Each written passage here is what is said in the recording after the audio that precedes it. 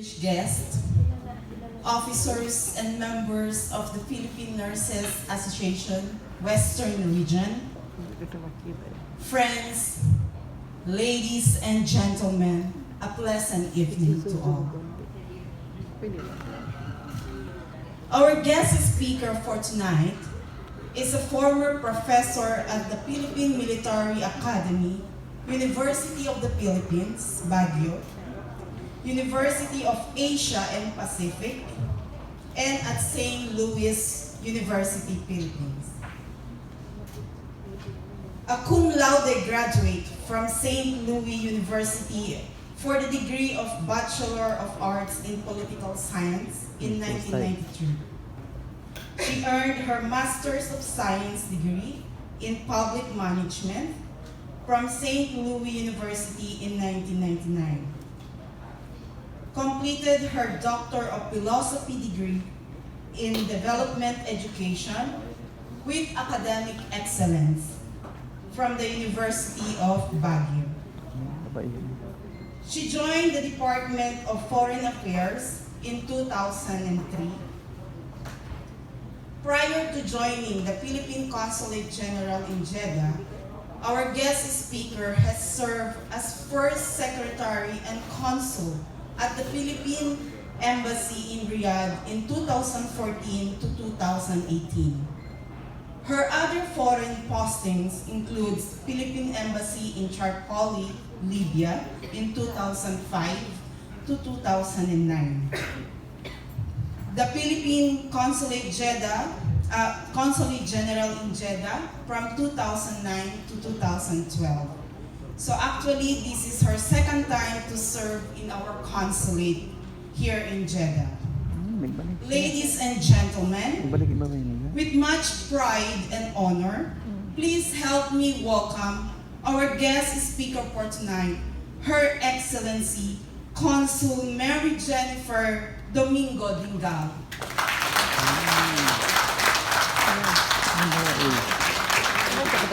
It's an honor to have you. Thank you very much, Anna, for the kind introduction. You may please take your seats. Thank you very much.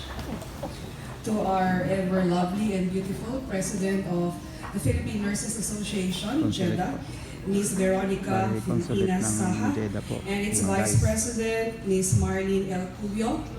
To the winners of tonight's affair, the distinguished nurses who have been nominated and won in a very prestigious chapter award, and also to the other nominees, friends, ladies and gentlemen, a pleasant evening to each and every one of you. Good evening. Your theme is really very up, but before I talk about the theme and inspire you further, as if you're not inspired enough, allow me to recall the creation of the Philippine Nurses Association back in 2009. As you well know, I was assigned here in 2009 to 2012 as Vice Consul, coming from the Philippine Embassy then in Tripoli, Libya. I came here as Vice Consul in our Consulate General.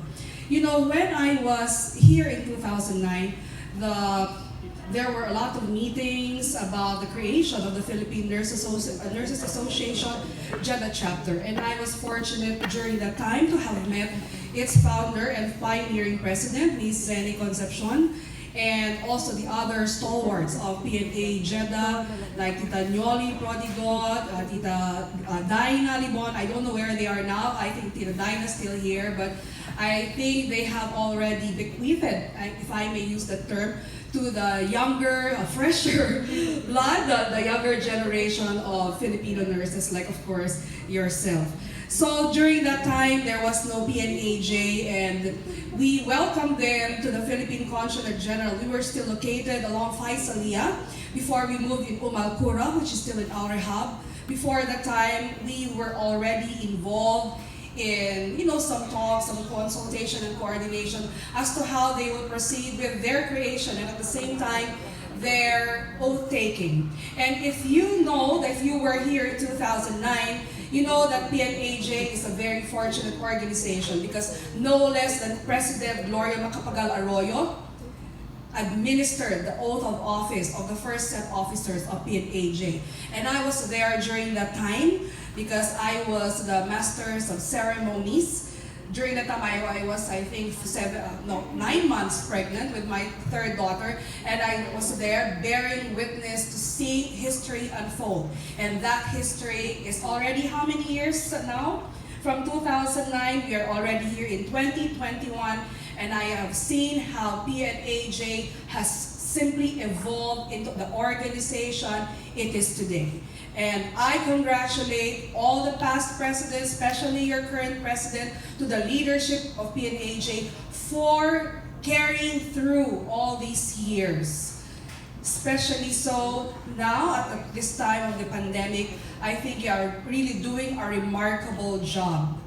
You know, when I was assigned in Tripoli, Libya as Vice Consul, Third Secretary and Vice Consul, because that's an embassy, the first encounter I had with how Filipino nurses were regarded in Libya was when we had a PhilCom organization or activity. Doon po kasi sa Libya, napakalaki ng pagpapahalaga nila sa mga nurses at napakataas ang kanilang sweldo. So no less than $5,000. That was during the time of President Muammar Gaddafi. And that was when the sanctions were lifted. When we make hospital visitations, when I was still attending to assistance to nationals cases, they would always say, "Oh, I want my Filipino nurse to attend to me." Ganyan yung mga Libyans. Ganon din sa Europe. When I was also assigned in Malta, that is southern Europe, ganon din ang kanilang regard sa mga nurses at pati na rin sa caregiver. Napakataas ang kanilang respeto, talaga yung pagpapahalaga ng kanilang mga doktor, ng kanilang mga manager sa kanila ay napakataas. And dun ko na-realize na talagang second to the deployment of seamen, siguro isa sa mga talagang export natin, mga nurses. Hindi ba we are opening doors for Filipino nurses not only here in KSA, but non-traditional labor markets. We are going to Germany now, we have penetrated Japan, and so on and so forth. But of course, I know that Saudi Arabia remains to be a top destination of nurses. Because if you have been a nurse in Saudi Arabia, you are ready for the world. Do you agree with that? Yes. It's just like in our profession. You know, we come to Saudi Arabia, we leave Saudi Arabia, we are ready for any place, any embassy, any consulate in the world. It's like a soldier who is simply battle-scarred. Battle-scarred, duguan, pero lumalaban. Ganon tayo eh. So, napakaswerte nyo na napunta kayo dito sa Saudi Arabia where you are given all these opportunities. Not only that you have an organization, but you have a very committed leadership who takes care of you in every step of the way. And because you are being taken care of by your professional organization, that is also giving you an opportunity to be of service to others. Not only in your respective hospitals, but even to our less fortunate Filipino brothers and sisters. Because you cannot give what you don't have. And I can only see that those who are truly equipped and who are, you know, we can consider to be blessed in their profession are able to reach out also to the less fortunate. That's why I would also like to recall, you know, the camaraderie and friendship that the Consulate General and the PNAJ has maintained all throughout these years. Nurses are sought after all over the world. But at the same time, from a micro level, like in our case, we value the Philippine Nurses Association and our partnership with it. And also their partnership with other, you know, health allied organizations. Because you don't only reach out to our less fortunate kababayans, but you're also empowering them through your series of training. And you do that for free. All the effort that you have exerted, the time you have invested on them is something that we truly value. And let me take this opportunity to thank you, PNAJ, for that. You have been very active supporters of the Philippine Consulates program, not only last year, but in the previous years. Kaya nga ang tawag namin dyan, you are a natural ally. So that whenever we need something, like especially ano naman yan, mga gamot, training, a little healthcare on the side, you are always there for us. I hope that that partnership will continue over the years. Your theme for tonight, nurses are resilient in times of challenges.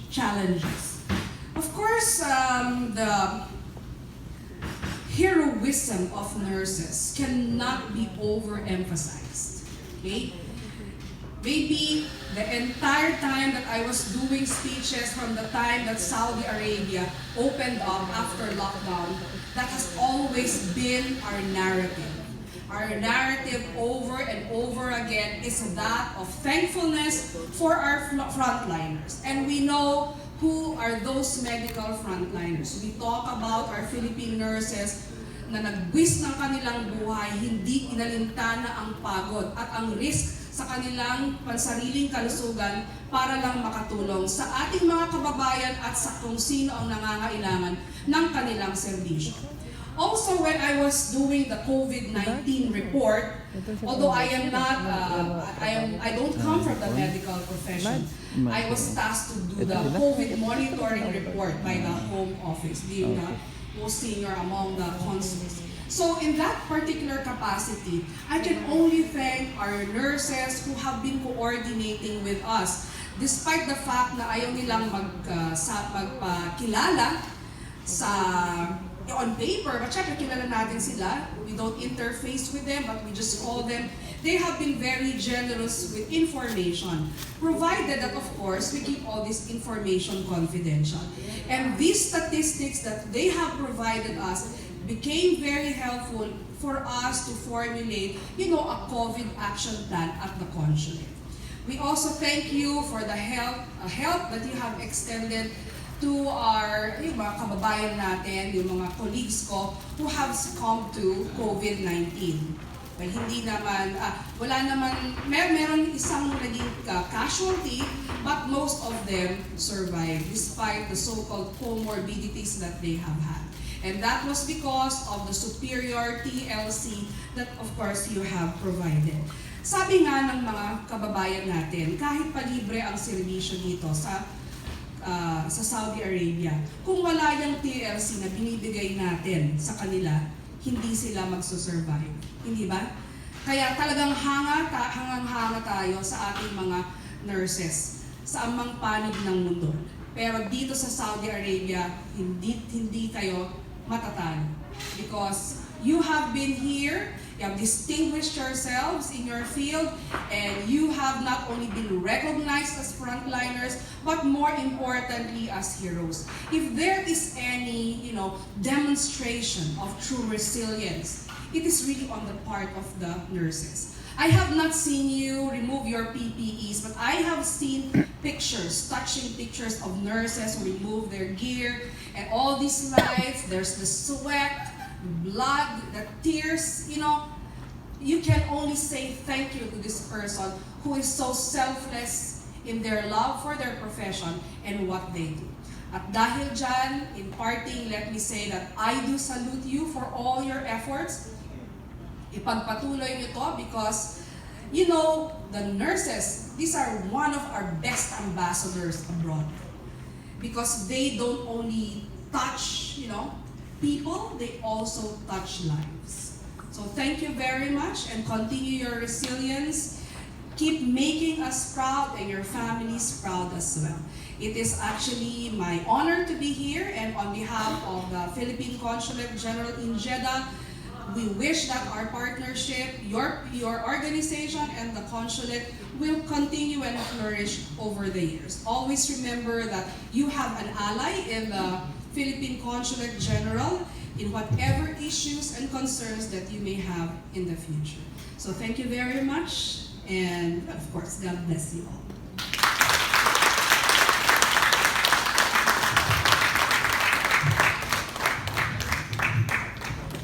Thank you so much, Honorable